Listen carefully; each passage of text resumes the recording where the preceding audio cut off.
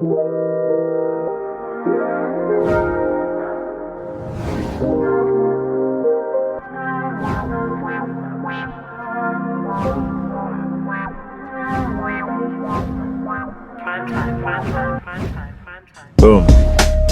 Bitch, we out here. Bitch, we out here. Okay, if you're listening, rate and share. We want to connect with you. If you're listening, you could also watch Big Mood TV. Follow me, Eric_Big Mood Coach, and check out, Big Mood Mental Health and Sober Advocacy Group. Providing intervention, sober transport. We're just trying to help people get better, and it's growing and it's doing cool things. So today, hey. Okay, so today we have, everybody's gotten to know Steven. What's up? He and I have talked good shit, black nasties and all that. And we haven't had Dylan on yet. Okay, so before you start talking, let me tell the story. So Dylan came from Europe. Dylan came from Europe. He's not originally. He's not from Europe. Yeah. But the way he came into my life, he came from Europe. Likewise. With a Queen's cat. Yep. That I was not really friends with, like, friends enough. Yeah. To meet Dylan. And Dylan and I kind of just drifted off on our own thing. And then I got arrested and almost went to jail for 7 years. And Dylan was like, yo, come live on this farm with me. He's like, come live on this farm with me. And I knew him for about 2 years before that, right? Something like that. Yeah. I knew him for about 2 years before that. And we lived on this farm together, did drugs. I was on bail tripping, selling dope. I would have went to prison for 7 years, man. Just didn't give a fuck. Anyway, so we lived on this farm. And then Dylan was like, yo, I'm moving to Vermont. You want to come? And I was like, once my bail was up, I was like, yeah, I'm out. We out. And then Dylan and I proceeded to mob in Vermont. Heavy. Mob. That left my first little apartment out in South Vermont. Talk about it in all the details. The girls, talk about it all. Man, it was just like a college trap house kind of spot. I remember like the chocolate brown suede couch and they're like tiled stolen stop signs and stuff on the wall, and like the decorative male cannabis plant as a house plant, that type of shit. Yeah. Used to do the one whiter with the box of wine next to the Brita. The wine water. Dude, a box of wine next to the Brita thing so you can mix it together. Jesus. Yeah. Refreshing. Jesus is right. Wine and water, bro. If that doesn't quench your thirst, I don't know what will. So good. So good. And we also slang Oxy 80s all up to New England. Pretty much. We were in Connecticut, Boston, and all over Vermont, and we would sling 80s, and it was dead as a trap house, like. And it was right at that turning point where like some spots it just started to turn like Vermont, for example, it just started to turn to like $1 a milligram. But oh yeah, so we're selling one pill for $80, maybe even 100. Dude, people would buy 10 pills and give out $800 and be like, yes, please, yeah. Which is like a national standard at this point, Nowadays, if even that, right? Nowadays. Like that came for everywhere, but like at that point, it was still like that. That was rare. Yeah, the conversion rate. So we were making money. It was we were making money, and we had endless amounts. It was also detrimental to your drug use, though, because you're making so much money off the smaller quantity of selling the drug. Yeah, and now we have so much more to do, and that covers the doing. Yeah, exactly. So that's and that's how the progression happened, at least for me. Definitely. When I came back to New York, the exchange rate fucked me up. That's why I only did oxys for like another 2 years after that. And that's how I was shooting dope. I'm like, I can't afford this shit no more. Exactly. But yeah, Dylan and I, go ahead. Oh no, I was just gonna say, I mean, the same thing. It's interesting because when I shifted over to dope, I remember when I came to go camping up at Bobby or at Danny's spot up there. Uh-huh. And I came back, and I think that was the last time I had seen you for like a quick minute, actually, like a decade. And I'd already got a whole decade. Yeah, I got like strung out on dope out in Colorado at that point. And I came back, and I was like back in the neighborhood. I'm like, damn, I really need some, I need some heroin. Like we were fucking with pills. Last I was Did here, I do heroin with you? Yeah, for sure. Good. Yeah, for sure. Bet. Yeah. But it was, it's that interesting transition, right? Because it's like it's one and the same thing, and you come to understand it. But like it's always that sort of like socially acceptable. Like The these are pills. pills and they have a name, right? It's not a heroin, it's an Oxycontin, it's Yeah. a Roxy, Yeah, this, yeah. you know. Yeah. And Yeah, we know better now. right, All you same know, shit. Yeah. all the same thing. All But the like same. that transition was always weird. All of a sudden you're Now I'm you gonna strung go out on heroin now. You Yeah. know, That like H word the is legendary. Athena farted, bro. You smell that? Sorry. It's on black. But she's just chilling on the table. My dog's here.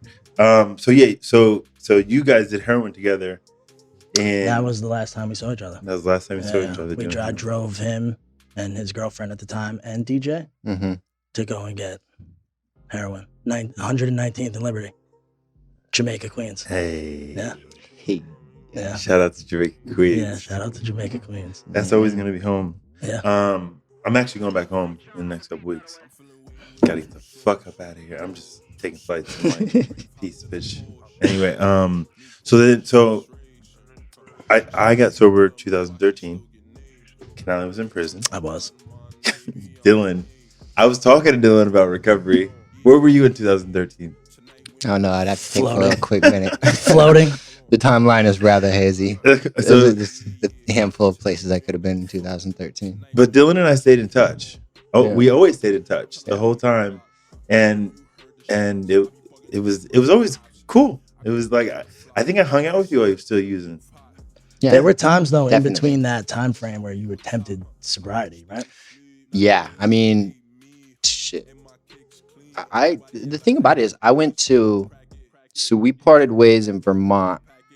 I went out to Colorado, and I probably within a year and a half of moving out there, I was like fully strung out, and I went to my first 30-day treatment.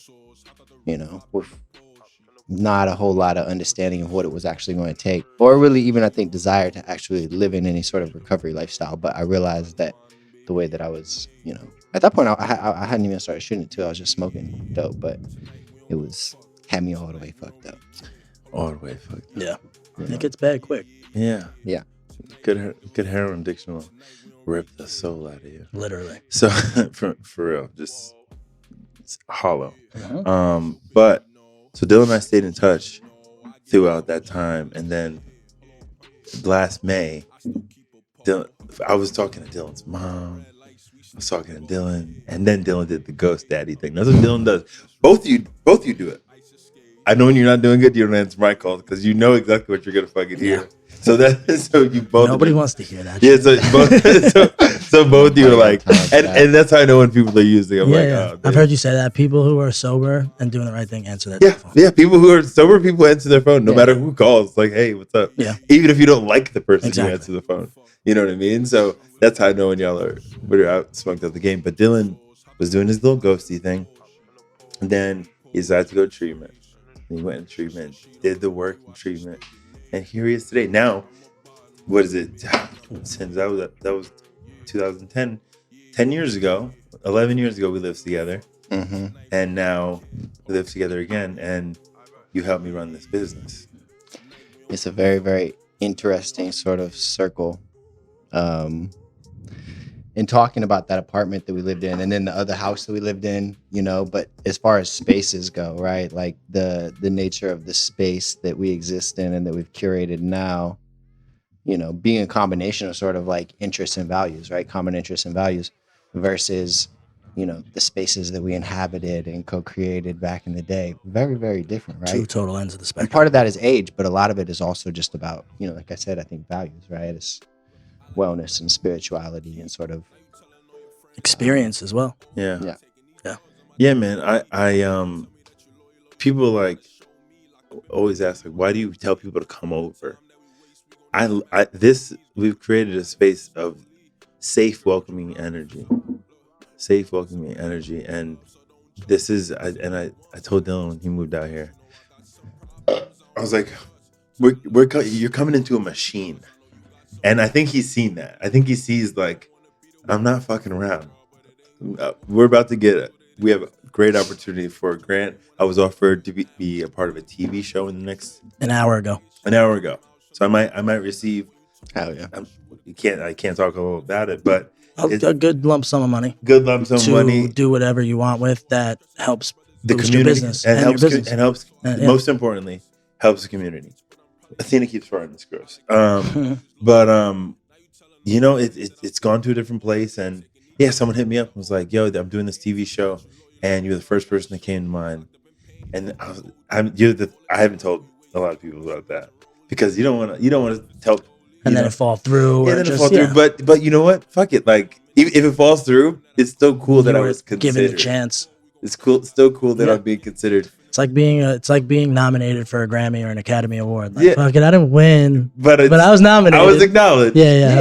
It's acknowledgement, and it's it's It shows affirmation. that you're doing something. Exactly. It proves that you're doing something positive. What you're back, and that and that connection between walk and talk, which I think is huge, and I think is a big thing that we come into alignment with recovery, really get well versed in, because walk and talk don't line up, right? Like the shit doesn't pan out. Yeah. That's huge. That's huge for me right now. I had a conversation with Dylan, had a conversation with another friend of ours, Carson. And I'll have a similar conversation with you once we finish this. Is if you see me not walking the walk, let me know. Tell me. If you see me faking the funk, tell me. We don't have to have that conversation. Okay, we'll talk about it right now. I'm saying it's just like I've been doing that since we were 14. Yeah. So but if you see me playing small, if you see me playing a small game, that's not what I'm meant to do. How many times have I survived death in this life? A lot. I'm supposed to be here. Yeah, absolutely. I'm supposed to be here, whether I want to be here or not. I'm totaled quite a many cars. Yeah, totaled quite a few cars. OD'd quite a few times. Quite a few suicide attempts. I'm supposed to be here, whether I want to be or not. So, but if you see me not living my life to the utmost, and really playing a big game, tell me. And I expect the same for you guys. I was talking about you earlier this is a neutral person, so no one in our recovery network. But like, I was talking to Dylan about it.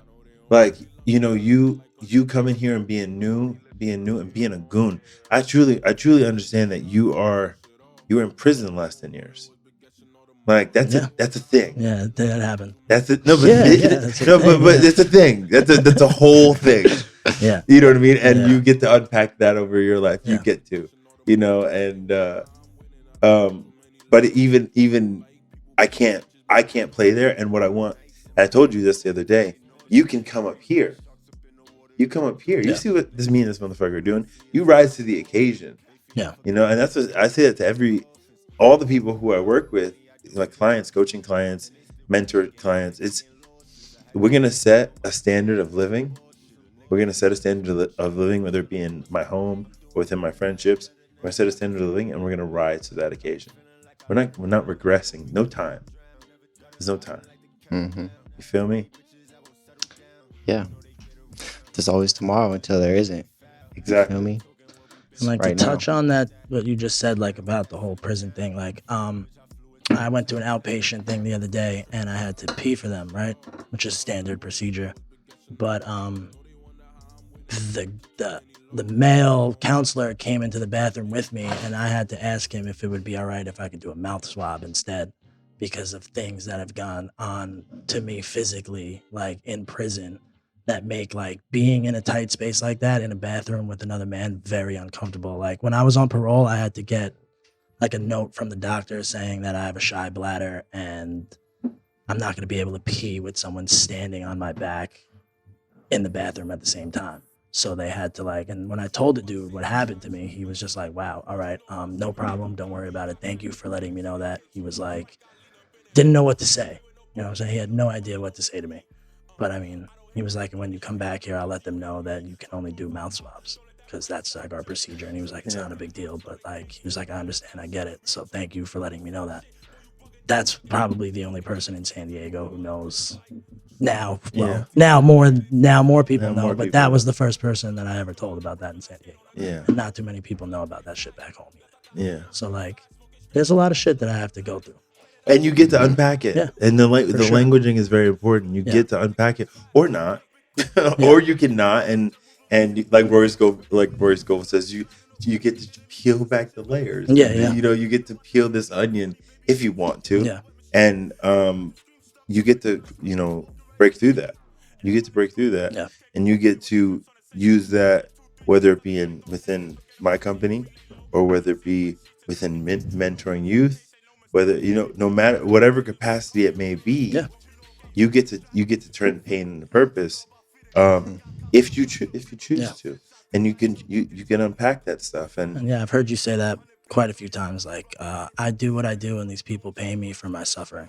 For what I've gone through and what I've suffered through. Absolutely, they pay me for that. They pay me. Yeah. I'm an expert. Yeah. I'm an expert from Street your own personal certified, baby. experiences. Yeah, exactly. And this is all of us. All of us, exactly. Yeah, and that's someone said it to me. God, someone said it to me today. She was like, "You're the expert." I said, "Yeah, I'm the expert." And a couple years ago, I wouldn't have said that. Like even last year, I would have been like, I would have doubted that. Yeah, I'm not qualified, but that imposter syndrome in my business now, I'm fully qualified. Absolutely. Well, and you've been. And bro, like I mean, I said to you the other day, like I was like, bro, I was like, dog, we're competent as fuck. I was thinking in my head, I'm like, man, I literally could do anything. Like there's hella shit I don't know how to do. Yeah.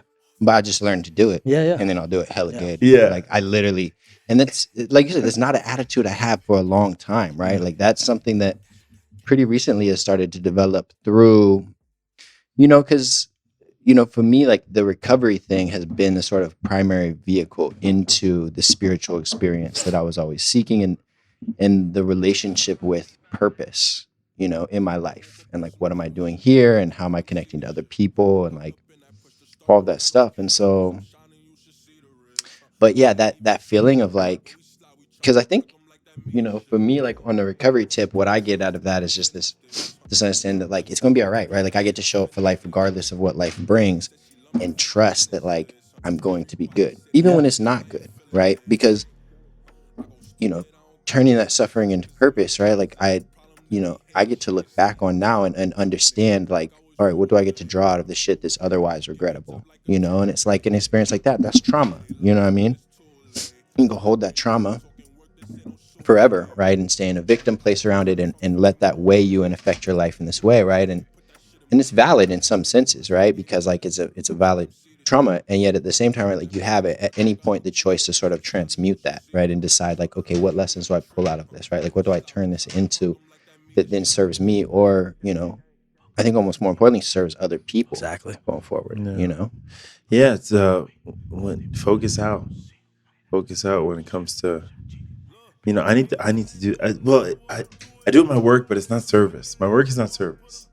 My sponsor was telling me that. She was like, what do you do? It's not service work. She's like, you do no service work. And I don't do any. You scratched the surface. What'd you say? You scratched the surface. What do you mean? Like with your sponsees and shit? With my sponsees, yeah. Sorry, we're gonna read. I'm gonna get you through the steps real quick, and then leave me alone and go help somebody else. That's what I say. I know. You've heard me say it. I'm like, I'm not your fucking wise sage. I'm gonna take you through the steps, and I told you that. I told Dylan that. Mm-hmm. I told him there's a perfect guy for you. After this is done, let's just do the work, read the book, and be done.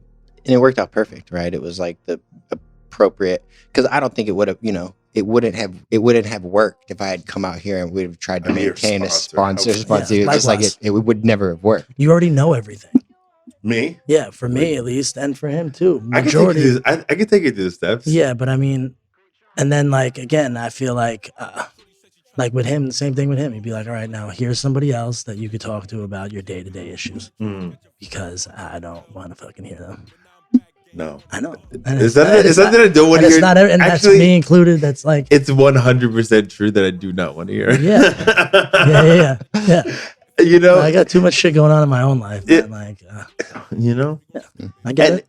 It's not that I like, because Dylan and I speak about things that are going on in our lives, but they're quality problems. We have like quality problems. Problems that you have are just so chaotic. Yeah. They're so chaotic, and they're like a little bit toxic. A little bit. So it makes you like, God. But it's what we all start out with. Exactly. It's just exactly. because I know that. It's literally in the arc of the recovery journey. Yes, you're earlier on. Exactly. Yeah. I understand. I know that fully. I know that shit did not even affect me or make me upset or any type of way. It's the truth. It has, and it's, and I said it to both of you. You're both gonna have your own recovery experience. Yeah. I'm not gonna like even, you know, like, It says it in the book. Every person has a different spiritual experience. so I'm not gonna try to guide you in any way. Like, just do your thing. Certain stuff I can't participate in, Yeah. obviously, but yeah, that's it. But then that ties it back, and this is called a callback. Ties it back to holding each other high and Mhm. holding the people in your circle high. So when you're having those kind of problems, and I hear from other people, or I see it around, the reason I can call you forth and be like, "Yo, my man, Yeah. is this the right move? Is this the right move to be making?" You know, and but you know, ask you important questions. Yeah. And hopefully Dylan does the same for me. You know, And I think part of that is like, you know, there is this, because for me, like for so long, I was always moving at my own pace. I was always conniving, right? And so like the information I would let off, especially to people who I knew were liable to call me on my shit, people who cared about me or were The close to me, closest people. was controlled. Yeah. Because like I didn't want to feed you something, you know, it's like in the back of my head, I know what I'm doing is not right, but it's what I want to do, right? Yeah. So I'm gonna feed you the information that's not gonna let you see the picture clearly, so you're not gonna be able to call me on it, you know? And you know, that's another thing that it's like a practice to come into Yeah. a practice of doing, right? Is like being able to get, you know, straight, honest, and vulnerable with people and allow people to see me and know where I'm at, right? Even when where I'm at is like not pretty, right? And it's like I feel embarrassed about where I'm at, right? But you know, I get so much out of allowing myself to be seen in the presence of people that, you know, will see me and care about me, and you know, and take the time to give me insight, you know, into what they see and what's going on, right? And my life has elevated immensely because I've chosen to do that, you know, for a while now. Yeah, and that's something. After I'm doing some other work, and you know, everybody's a mirror of me. You know what I mean? And when the people are not aligning with The people you surround yourself with Yeah. are mirrors of you. People you surround yourself with mirrors of you, and you want those people reflecting back to you honestly and openly and objectively, like not out of like fuck you, you tripping. Nah, it's like my man, I love you. You know, call you forth. Yeah. And that's loving feedback. You know, that's something we get to do with each other, and not take it personally. That's the thing. As the three of us don't take it personally. Yeah. Other people outside of this are a lot more sensitive. Well, I'm moving to fucking Austin. I'm out this bitch. Yeah. So I'm checked out. My man's already living in Austin between the hours of like midnight His and Zillow 6 in the account, morning. his Like Zillow whenever- account is Austin, Texas. Yeah. when the head hits the pillow, boys strolling through the streets of Austin. Yeah. It's a nice city. It's when you get there. South by Southwest, isn't it? Yeah. Austin? When you get there, you can be like, you can taste it, you can smell it. Yeah, you it's walk different. you walk down the block. There's like live music playing. I saw Joe Rogan there. I'm going to see Kill Tony over there. Like I already booked. A couple days before I go back out there, I booked like 4 days to just stay and kick it. I love it, man. I've met some really cool people out there who are doing some really cool things. And again, it goes back to playing small. Like there's people, you know, me and Mike, I was on the phone with. Besides Mike, in 12-step, everybody else is playing a small game. But, you know, there's a few people who are doing big things, you know, like that are in our age range. But like, yeah, I want to be around people who are doing it. And it's not monetary value you're looking for either. It's not just monetary. It's monetary, but it's just because there's plenty of people in these rooms that are balling that don't know what the fuck they're doing. But even still, you can be balling and still playing small. Yeah, exactly. You know? Yeah, and some people are just content. We've had this conversation. Like some people plateau, and I said this to you the other day. I was like, you don't have a plateau.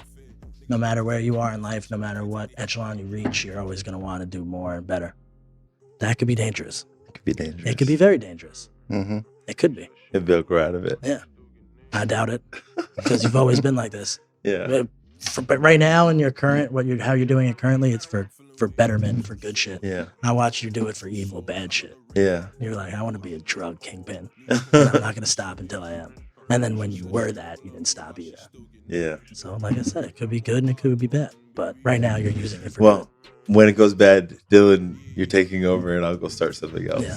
I'll go to India, leave all my shoes. Yeah, leave all my Jordans and fucking go to India. Yeah. No, that's Mike said. Bury my Jordans in the backyard. I'm on way ticket to India. But yeah, like that's honestly, that's having Dylan here. I say it all the time. It's the yin and yang. Yeah, No. yeah, he completes me. No. Yeah, don't be mad. Yeah, how long is that, Matt? Like 30. 26. Anyway, we can wrap it up. 20. I looked at my phone 2 minutes ago. I was like, God damn, it's like 25 minutes already. 25 minutes, easy. And let me just talk a little bit about the direction the podcast is going. So it's hard to be inspired all the time, and it's hard to do everything. And that's a practice that I'm learning how to do. And it's just the bandwidth, you know. You get bored very quick. I'm not bored doing it. No. It's not that I'm bored doing it. It's inspiration. Yeah. Last year, we recorded 4,000 minutes of content. Last year, we grew the podcast 168%. We did work last year. Sometimes four podcasts a week, right, Matt? We were fucking pushing them out. We were starting other people's podcasts. We were going hard in the paint. Yeah, hell yeah. And it fucking it's hard to stay inspired. And like, how many times are we going to talk about God? How many times are we going to talk about this or talk about that? Everybody knows everything. So it's not that there's nothing else to share, but I need to live life, you know, to share about things, you know? Yeah. I think that's a super. Yeah, it's like we've had this conversation and we've compared it to like a comedian. Like a comedian, A fucking comedic, comedic. Comedian, how you have to have life experiences and go through shit and then turn it into something funny. Exactly. That's how they, if you don't go out and live life, you're not going to be able to talk to fucking, And I think that's honestly like any creative, pursuit is like there's always that ebb and flow, and I think it's exactly that, right? Like you have to accrue some experience. You can't output all the time. You have to be in a receptive space also. Absolutely. Yeah. And the last thing I want to do is just be talking for the sake of talking. You know what I mean? Like it's important. Like, people are like, why don't you speak? And I only speak if I'm called on. Yeah. Because I'm not just gonna talk for the sake of talking. I'm not gonna just like step up and be like, oh, this is not my style. Like if we're gonna have a conversation, it's gonna be meaningful. Mm-hmm. It's gonna have depth and weight.